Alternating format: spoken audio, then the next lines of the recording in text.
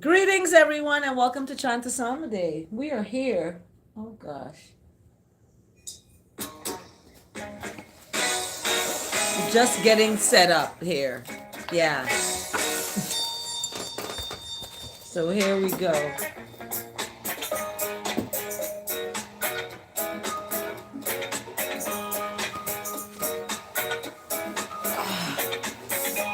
Greetings, everyone. Welcome to Chanta Sama Day. We are here again today on what? What's today? Thursday? Yep. Rejoice. I'm bringing good tidings. This is a message to you, my friend.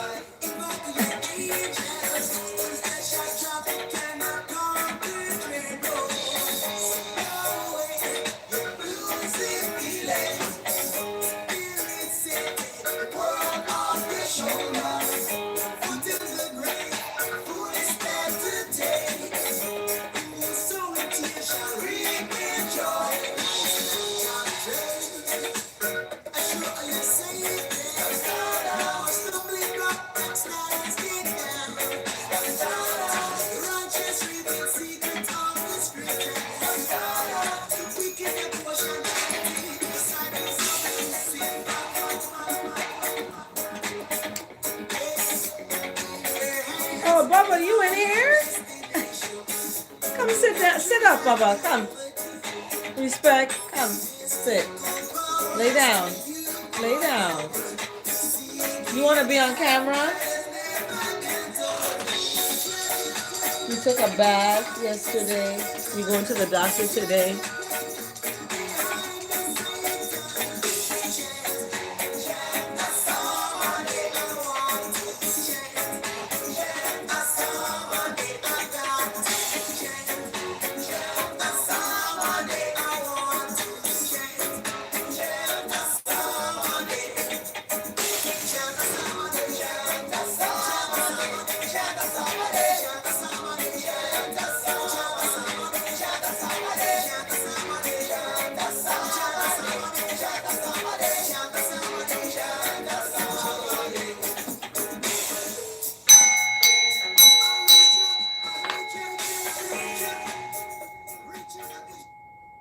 Greetings, everyone, and welcome to Chanta Sama Day. We are here today on Thursday. This is the day before my grandmother's birthday. Yes, my grandmother, my paternal grandmother, that is.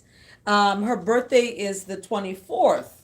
So today is the eve of that, and I am crocheting.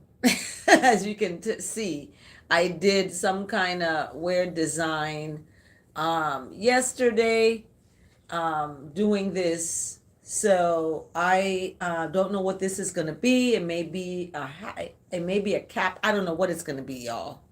So thanks for joining Chanta Sama Day and discovering with me, because I have made other little things like a little bag with a.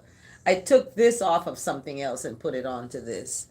So then inside I have another little bag, and then I have a tiny little bag. So it's like this can be a good activity for children, So I created this. So, um, and it's cold outside. So I made this to put around like that. Yeah. I I made this, okay? So I this can be like this. It can be over my hair like this and tucked in like that. It can be that way.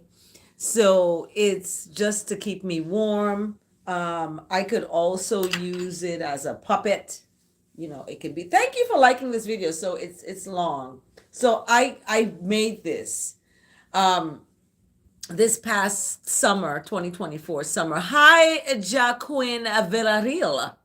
Hi, how Calhoun 56. Um,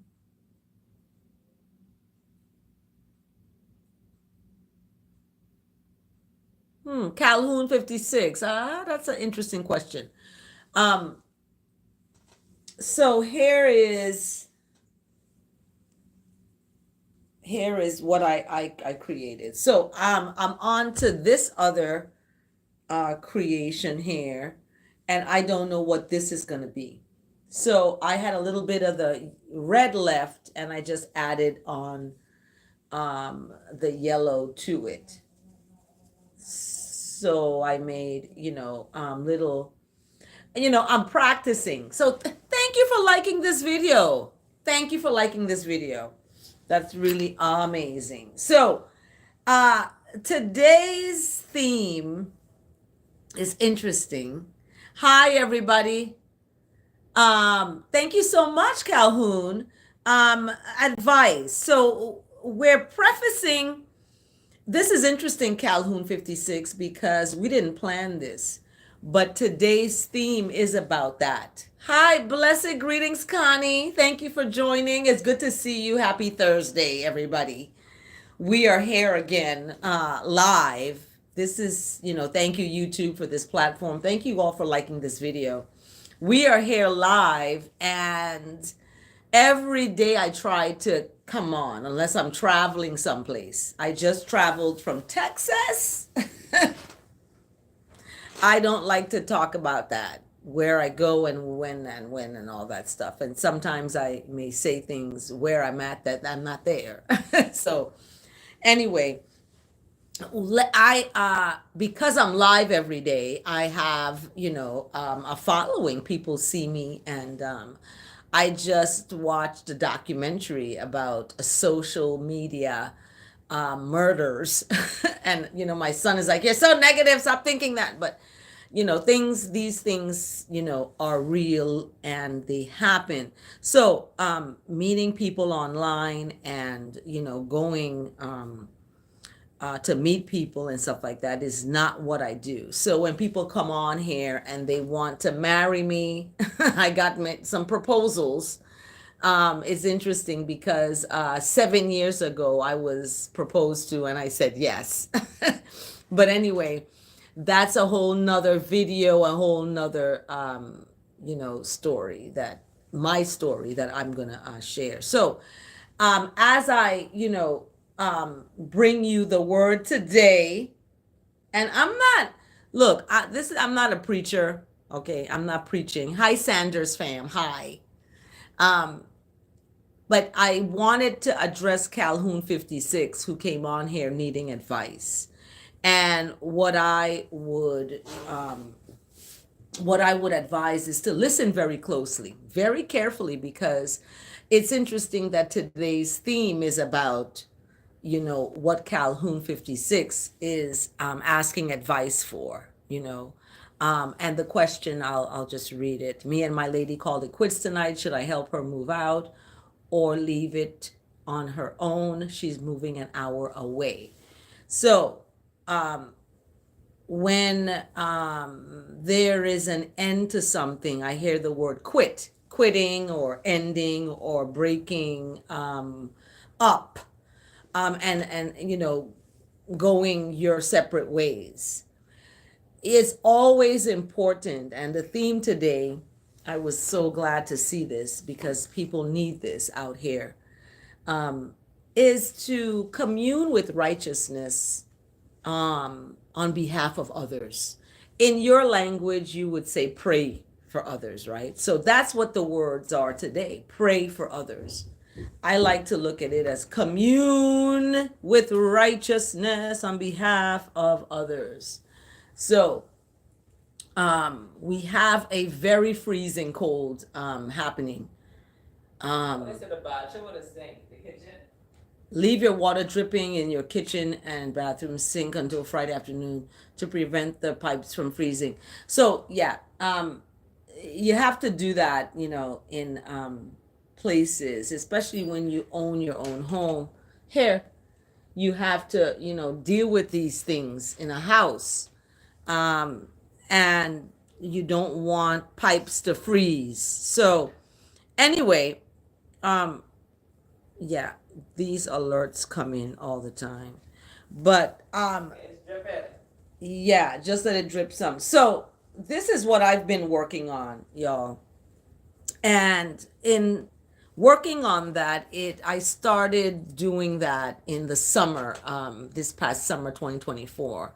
My daughter taught me how to do that. Was a coping skill, during the summer losses that I had experienced. So, and then the year before, my son passed away. My son, 32 years old, was found in a motel in California, Southern California. And you see, Southern California right now is on fire, burning down.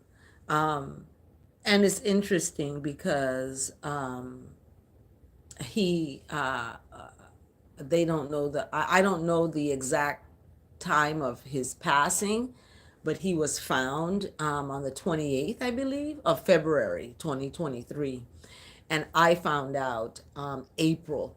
So February, March, April. So like 2 months later is when I found out he had already been cremated and all this stuff. And he was deemed an indigent because he had changed his name. So they had no,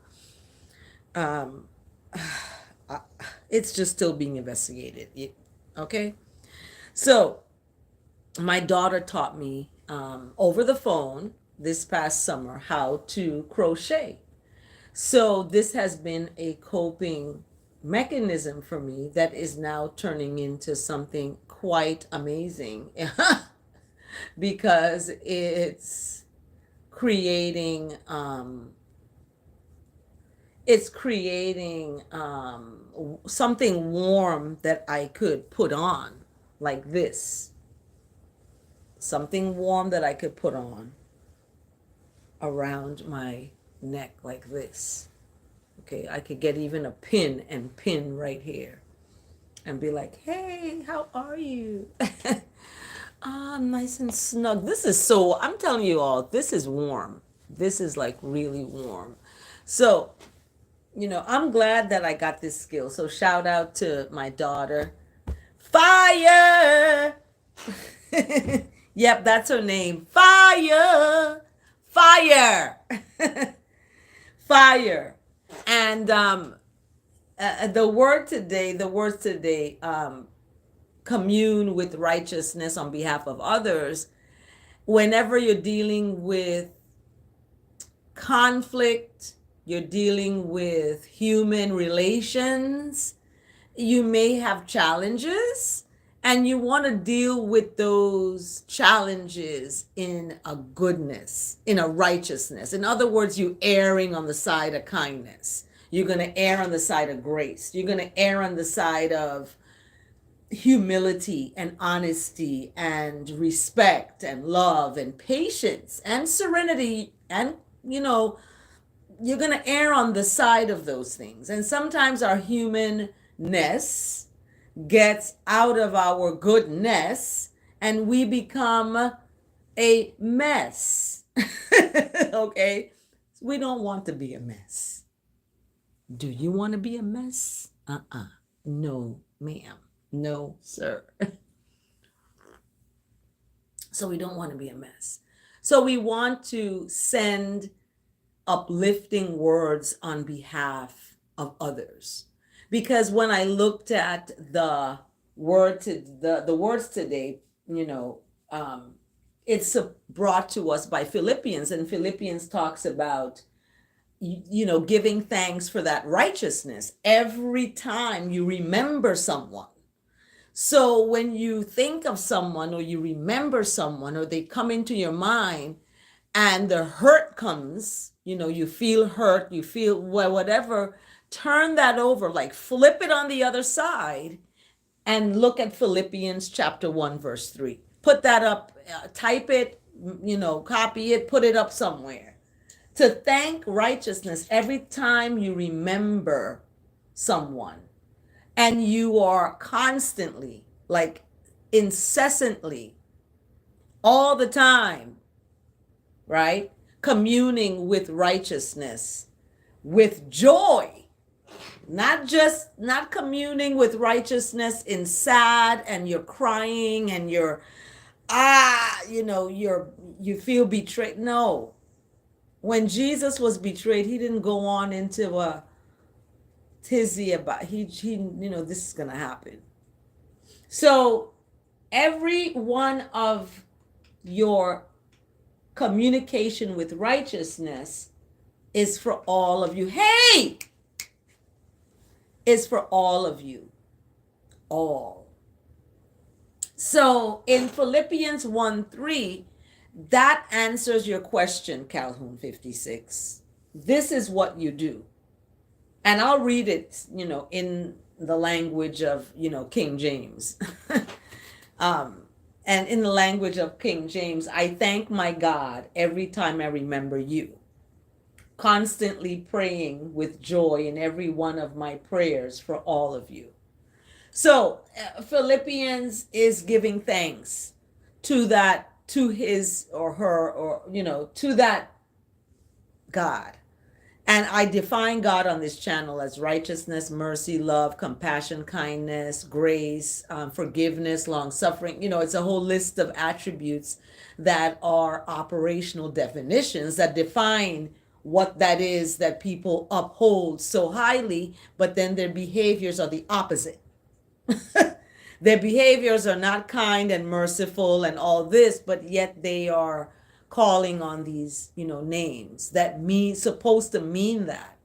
So in the words today, as I came on, I asked that these words and the meditation of my heart are acceptable in the sight of what is righteousness, what is goodness, mercy, and love, because that is what is going to be the saving grace, of it all. So I, thank you, Calhoun 56, for bringing that question up, because it really sets the psalm into the place. Hi, Mark David. Greetings, L. Stephen. Yep, fruits of righteousness. Fruits of righteousness. And that's what, if you take off the SP off of spirit, because we can have a lot of different ones. We want the righteous one. So let's just cut to the chase. Cut to the chase. I am righteous. You are righteous. You are good. You are kind. You are loving. Look at this. You are happy. Happiness. Oh my goodness. Right? Loving kindness. So in the words of our dailyword.com, shout out to Unity Publishers who published this. Therefore, January 23rd, the eve of my grandmother's birthday, my paternal grandmother, very powerful energy, and I receive it. I receive it for the next phase of my journey. And my grandmother had her own business. She was an entrepreneur. She had a guest house. She still does. It's still in the family. It's managed by an outside company that manages it. However, it's being, they lease it out. Anyway, my grandmother did this as a woman during that time. Her father gave her some land, lots of land on the island of St. John, where I grew up, where my dad gave me. And my grandmother created this idea that a woman, not just any woman, but a Black woman, a Caribbean island woman. You're welcome, Calhoun 56. All the blessing kindness to you and to your, journey in your life. And when something ends, it's not an ending, it's a beginning. It's a beginning of something else. So rejection is protection, okay? And you are being protected. You just have to hold on to what L. Stephen, thank you, L. Stephen. You have to hold on to the fruits of your righteousness, because you are right, you are kind, you are good. You get out of that when you fall into love. And I say always to stand in love, don't fall in it. Don't fall in it to the point of no return. In other words, And it's important to have foundations of friendship, because when you have foundations of friendship, that's sustaining a relationship longer. And you take away the physical flesh and you look at the fruits of the irids, the righteousness, right? Someone's fruits. What are they bringing to the table? What fruits are they bringing, right? And that is important, not just the physical and what they look like, and you know, their physical body. Okay. So let me read what the word today it says. I affirm the highest and best for you. So when I commune with righteousness on behalf of others, okay, when I commune with righteousness on behalf of others, I am affirming the highest and best for others because I want that for myself, right? The words I will hold you in prayer or the comfort I offer. Let me bring this closer.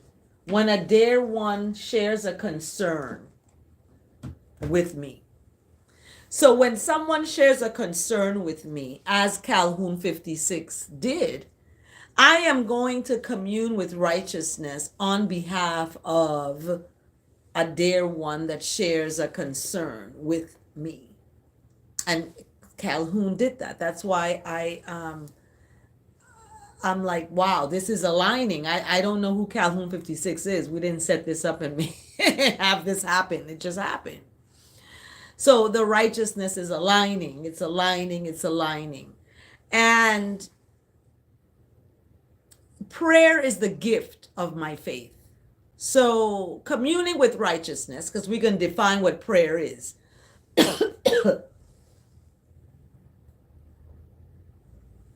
Communing with righteousness is the gift of my faith. Even when circumstances seem dire, meaning the situation doesn't seem good, you're hurt, as Calhoun said, he's, or she is,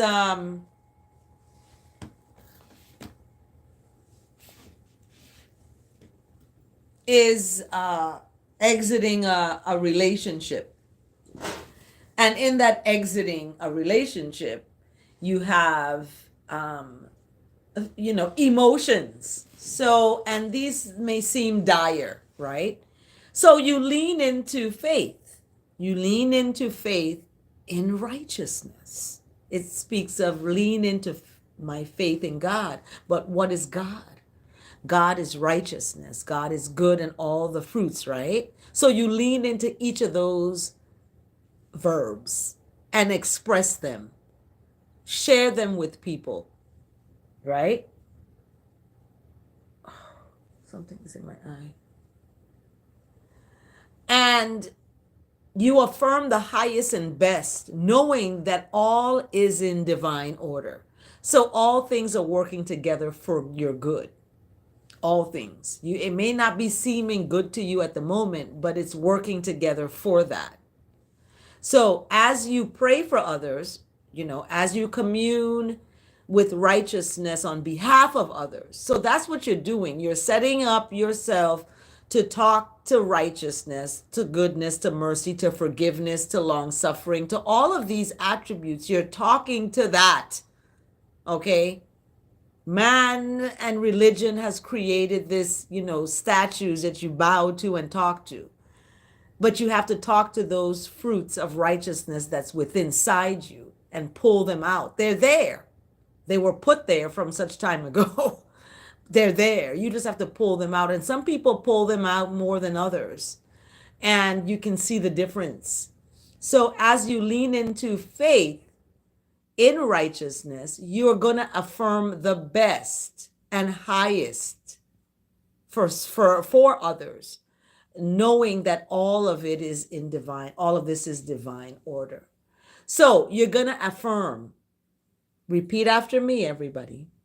Divine light guides me to make wise choices. Divine light. Divine healing energy, excuse me. Oh my goodness, that flow throughout your body. You're a goodie. Revitalizing me. You express divine love and create harmony and order in your world. So divine abundance flows to you. You are abundantly blessed. So you repeat that in terms of I, okay? I express divine love and I create harmony and order in my world, right? And divine abundance flows to me, and I am abundantly blessed. So you repeat that. I am abundantly blessed. I am abundantly blessed, and receive it. Receive that. So my words have power. Words have power. And bless and lift each person you hold in your prayer. Because what you speak on behalf of others is going to return to you. So that's why it's important to speak good on behalf of others and hold others in a good place. When you have that memory of someone, you want to hold that goodness, right? So you're going to remember when you remember a person, you don't want to remember them for the bad they've done to you or the hurt they've caused. You want to remember that person in the righteousness of that is of the most high God, right? And every time you remember that person, you are going to commune with righteousness on behalf of that person. Because this has happened to me. I remember someone, in my life that I love and that's no longer in my life. They're either physically gone or they're, physically off the earth or they're physically not in my life. And I oftentimes remember them. And when I remember them, I have to commune with righteousness with joy, not sadness of the loss, but of joy. And this is part of healing. This is a strategy that I have found that's helping me to heal. So I commune with righteousness on others' behalf that I may remember when I remember them. For example, my dad that passed and my son that passed. Those are the two things I'm going to use as examples of loss, real true loss. They're not here on the earth anymore, They're not. So because of that, they are significant losses as compared to a relationship breakup and the person is still alive and with someone else, or without someone else, whatever.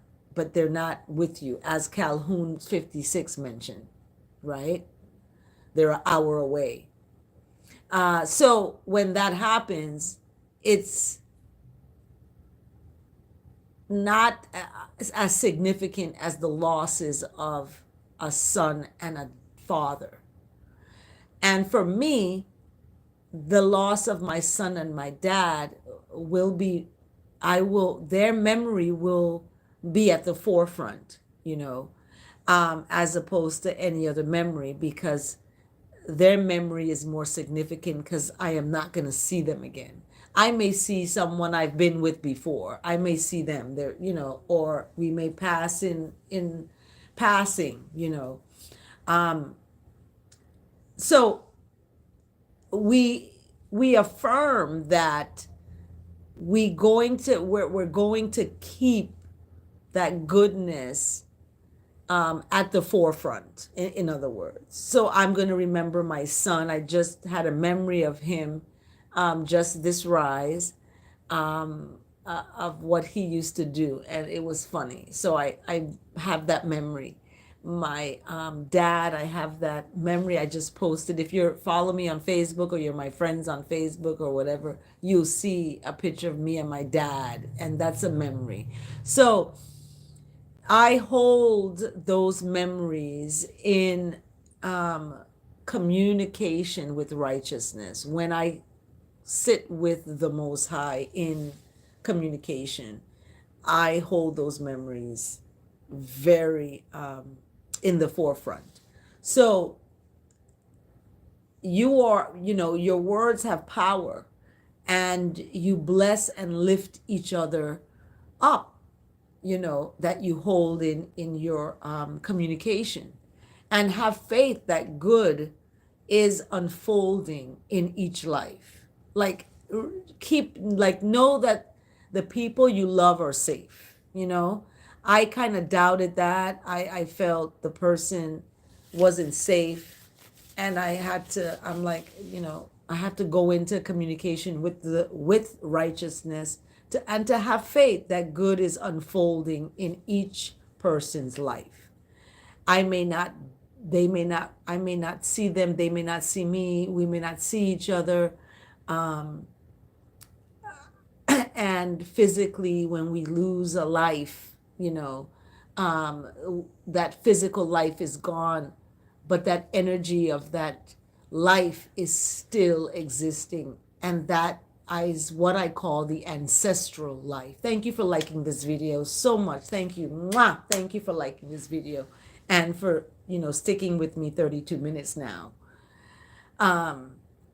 So it's important that, I love how Philippians says it best. So, L. Stephen, your answer to that is thank righteousness every time you remember someone.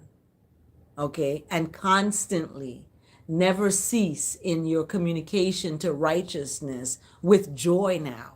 Not just communication to righteousness, unceasingly, and you're just worn out, but with a joy inside of you.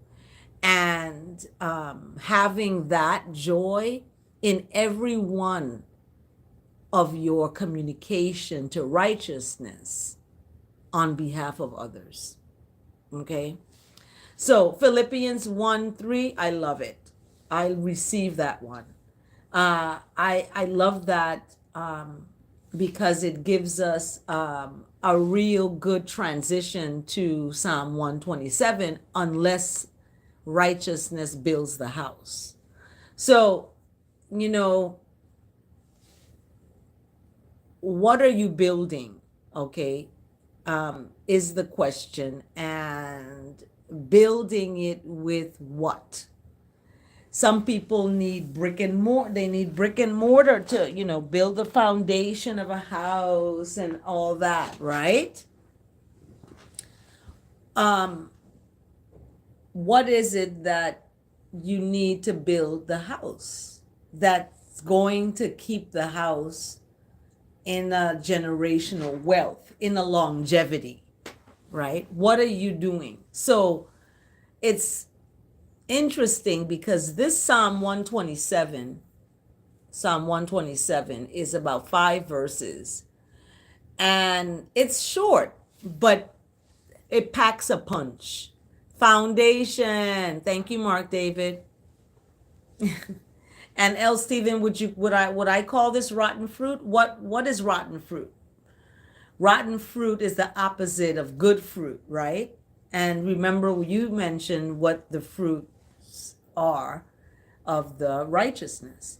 So unless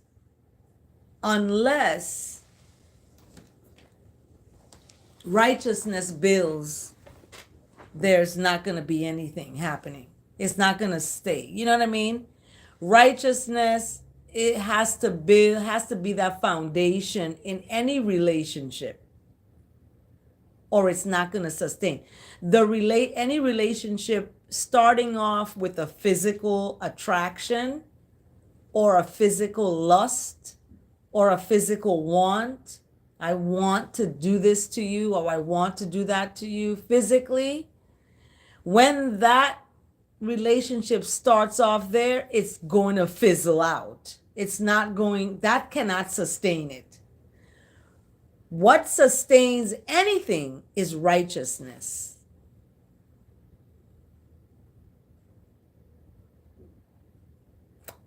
L. Stephen, I love that. Righteousness. So that goodness and that mercy and that kindness that people share is important in the picture, the bigger picture. So, L. Stephen, I love that. You're going to commune with righteousness for ones that righteousness bless these ones with open eyes to see the curse that they have become to society, that they may change, right? Because the flame seeks such as these, because fire is going to cleanse. That's what fire does. It's going to purify. That's why we purify the words in the fire 7 times, so that we can be able to empower ourselves and not disempower ourselves with the foolish language of English. I'm telling you. Anyway, but we have to use the English language. So when I use the English language, I'm going to use it. I'm going to purify it before I use it,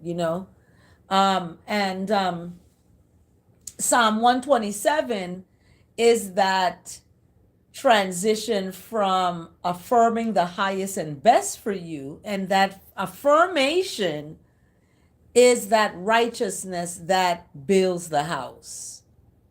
So unless righteousness builds a house, it's nothing. So Psalm 127 speaks that ones who build labor in vain. It's just vanity. They want to get it's vanity. An example of this is buying things for an apartment. You're moving in together. You're buying things. Ooh, something's itching. Buying things for your apartment. And because what makes a home? What makes a home really? Not the things in the home, but the foundation of the righteousness in the home, right? So you can get, all this stuff in your home. You have your living space. You have some people put their dining table. English is to spell. It's spells they put on your mark. There's spells of the English language. So they dress up the house. I'm talking about, okay? It's vanity. They dress up the house, but there's no righteousness within the walls because of what is going on within the walls. So unless righteousness builds the house, ones that build the house, they labor in vain. It's just about vanity. So unless righteousness watches over the city. So it's talking, this psalm is like, look, it's a song. It's like, unless righteousness is in the mix, nothing right ain't gonna happen. It's not gonna happen. So the watchman can stay awake in vain. The laborer can labor in vain. So in verse 2 now, it's like righteousness, doing all these things in vanity, right? When you rise up early and go to rest late, right? Eating the bread of anxious toil, for righteousness gives to the beloved rest. People are not resting. I have a weird schedule. I rest and I need a certain amount of rest. But the rest that I'm up, as you see, really early. It's at the top of the hour now, 7 minutes after the top of the hour, and it's early in the rise. So in some places it may be 4 in the rise. It may be 5, 6, 7, 8, 9, whatever. But it's about, 8 minutes after the hour early in the rise. I teach a 9 a.m. class. It's 9 a.m. So when I'm up now after that 9 a.m. class, I have office hours, and then what? Then I go get ready for rest.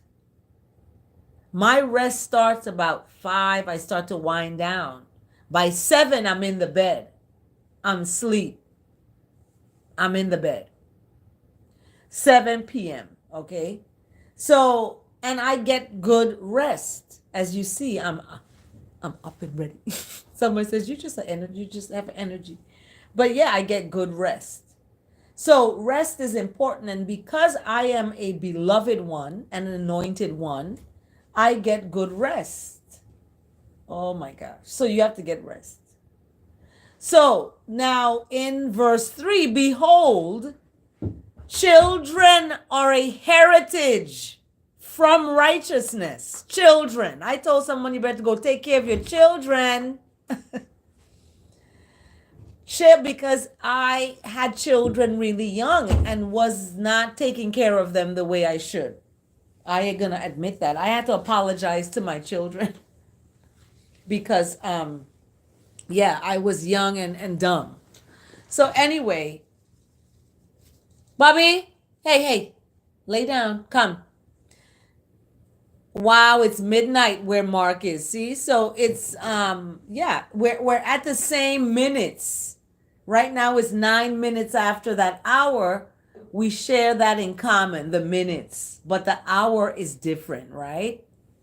So let's be in common with the minutes. All right, we'll say 10 minutes after the hour, wherever that hour is. But the reason for these zones is to make sure we know your location. It's tracking. It's basically tracking you. So the children are a heritage, and the fruit of the womb is a reward. Okay? I told this to a cousin of mine who has 10 children. I think she has 10 children. I told her, don't worry what people talk about you, because read Psalm 127, verse 4 and 5. That's the end of the Psalm. Talks about children are a heritage. The more you have, the more you are going to feel, you're going to be able to speak with the enemy at the gate because you have all these children. And you're able to battle. You're not alone. So blessed is the one who fills their quiver with children, and they shall not be put to shame when they speak with the enemies in the gate. So when I said to someone, I'm going to have a baby, I'm adopting a baby, I'm on a list, as well as being, able to have a baby in my womb growing. That may happen. Okay, you never, anything is possible when you know righteousness to the fullness. You have faith even as a little bit of faith as a mustard seed, it can move a mountain. I'm telling you. So I have faith that I may have a child again one day, right? And that is a reward. That fruit of the womb is a reward. Verse 4, as arrows in the hand of a warrior are the children of one's youth. So in verse 5, as we end the psalm, blessed is the one that fills their quiver with children. That one shall not be put to shame when that one speaks with that one's enemies in the gate. Selah. So very interesting psalm indeed. I love it. Selah and Selah again. That really rings, that really needs my chanting bowl. Selah and Selah again. That was Psalm 127, and we're 44 minutes. And all I need now is the verse of the day. And the verse of the day is coming from James. And James speaks of don't find fault with folks when they are not getting it. Don't find faults with folks when they're not doing or making the right choices, right? I told someone a year ago that they had a lapse in judgment and they made a wrong choice, and they even told me they made a mistake and they made a mistake. So we cannot find fault. We're not fault finding. And this is what James talks about in chapter 1 verse 5. Not to find fault with folks, but ask righteousness. Ask on behalf of these folks, on behalf of righteousness. Ask righteousness on behalf of these folks, on anyone, on behalf of anyone. This brings us full circle to the word today, communing with righteousness on behalf of others, or pray for others, right? James chapter 1 verse 5 speaks, when any of you lacks wise thinking, you should ask righteousness, because righteousness gives generously to all without finding fault, because it's right. It's on its own there, righteous. You can call it God, Lord, Jesus. It's righteousness. That is what you should ask. When anyone lacks any wise thinking, because that righteousness is going to give generously to all without finding fault, and righteousness will be given to you. Okay? Because that wise thinking will be given to you once you give generously to all without finding fault. People find fault in others all the time, and they fail to look at themselves. Thank you for liking this video. So James chapter 1 verse 5 tells us how we commune with righteousness on behalf of others. This is how we do it. This is how we do it. Right?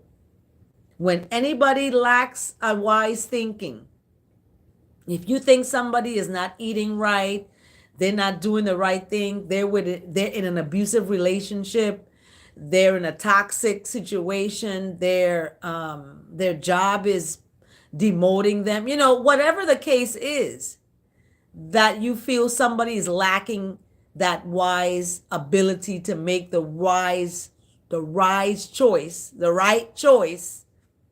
then what do? You don't find fault in the person and say, what are you doing? You in a toxic, you're in an abusive relationship, that person is beating you up every day. What are you doing? You can't, James is giving us some advice.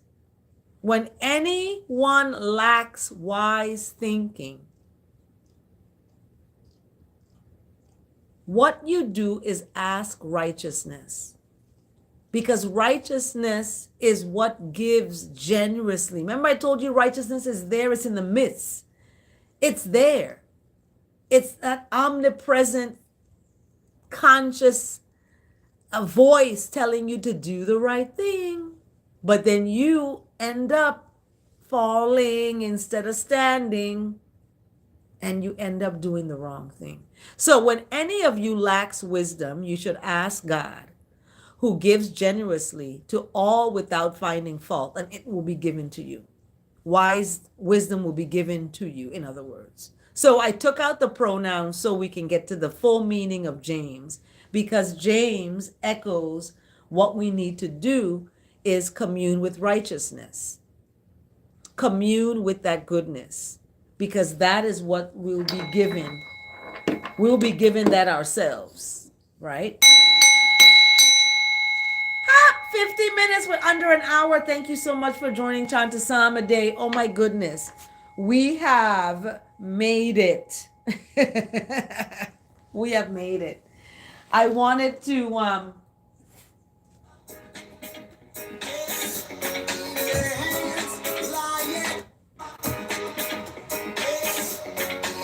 Here we go.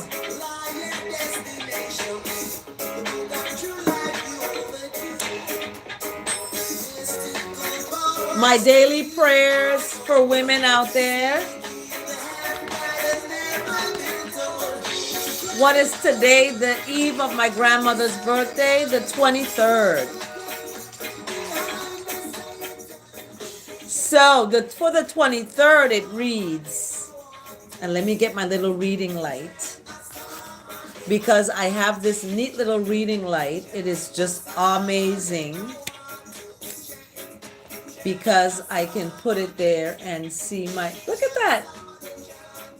Thanks for joining. But let me leave you with the word for women. If you're a woman out there, it's titled Be Merciful. So this all ties into the Psalm today, 127. It ties into the word today in James. It ties into our verse today in James, and our word today, communing with righteousness on behalf of others. So be merciful is what that means, right? When you pray for others, you're being merciful. You're having mercy on folks, right? So, James chapter 2, verse 13. We're in James again. So James says, for judgment is without mercy to one who has shown no mercy. Mercy triumphs over judgment. So, dear Father in heaven, make me merciful as you. Help me be the one who extends grace to others. Fill me with compassion and standing firm in righteousness when others make mistakes, and ask for forgiveness. Amen. So that is the commune with righteousness today. It's dear Father in heaven. You can say dear God, dear Jesus, however you want. Make I merciful as you, because what is God is mercy, right? Strengthen me. It says help I be the one who extends grace to others. Be the one to extend grace to others. Don't be fake about it. Be real about it, and not underlining jealousy and envious or insecurity about it. So we want to extend grace to others. Fill I with compassion and standing firm. You see, I'm looking up because that's where we seek. We seek for what's above. And that's where we'll find that compassion. We'll find that standing firm when others make mistakes, right? And ask for forgiveness. When somebody made a mistake and they come to you and ask for forgiveness, you forgive them. Okay? So, Selah and Selah again. Thank you so much. That was our prayer for the 23rd of the day. Okay? And guess what? I mentioned that these are my books I'm reading. The Bell Jar, Sylvia Plath. Amazing. Really good, interesting book. I'm also reading The Midnight Library. This one is really interesting too, because when I opened this one, I realized that Sylvia Plath has a quote in here, and it says, I can never be all the people I want and live all the lives I want. I can never train myself in all the skills I want. And why do I want? I want to live and feel all the shades, tones, and variations of mental and physical experience possible in my life. So, Sylvia Plath is looking at intellectual and physical in my pie. So I love that. So these two books I would suggest for your reading. And also this one I may send to a friend. 101 Ways to Say Thank You. So this has different ways to say thank you. Thank you notes, netiquette, when you're on the internet, sorries, and social gatherings, personal milestones, special moments, so professional correspondence, friends and support, love and romance. There's thank you from the bottom of your heart. Wedding bells, thank you. Baby showers, holidays, what else? Gestures of appreciation, responding to expressions of sympathy. So this book is really amazing. 101 ways to say thank you. And we always have to give thanks. So this is a really good one. I may keep that one as I like to send thank you cards all the time. So I will may keep that one. Yesterday, if you didn't tune in, I got this book as well. It's Lessons from the Ocean, and I read the first page of it, the introduction. The next page of it is called Small is Important. Small is important. And it says, let me get my reading light. Let's get my reading light. Small is important. The mightiest living creature, for its importance to the fabric of life in and around the ocean, is the very smallest. Tiny plant plankton abound in large numbers near the sea's surface, turning sunlight and carbon dioxide into energy and releasing oxygen. They provide over half of the oxygen we breathe. Unlike plants with roots, phytoplankton move freely around, and many have the most stunning shapes and forms to help them float and drift. In large numbers, they color the ocean in reds or greens, and some, as the sea, sparkle, give off light themselves, making a beautiful glowing spectacle through spring and summer nights. So, small is important. Look at that. Beautiful. So I get to share this, and this is something I painted. I used it as a bookmark. And then we'll look at the next one tomorrow. It's okay to be a drifter. Ooh. And then last but not least is my daughter sent me this book. She knows I'm a Black Mermaid. So if you want to support my Black Mermaid, bringing her to life this summer with a tale, I have a GoFundMe. Go to my GoFundMe and donate. Okay, donate to that GoFundMe so I can order my tale. I need to order it so they can start making it. This is really important for me to have for the summer. So my daughter gave me this book, knowing that I love the Black Mermaid. And I read yesterday Henry Wadsworth Longfellow, okay, very famous literary artist. And this one is coming from Anne Stevenson. The sea is as near as we come to another world. The sea is as near as we come to another world. So that is my page right there. I'm going to take stickers. So on the next page, you see stickers. And I love this book because it gives me the opportunity to read and to play with stickers. So this one will go here. So we put the stickers on them like that. Isn't that amazing? Isn't that the best ever?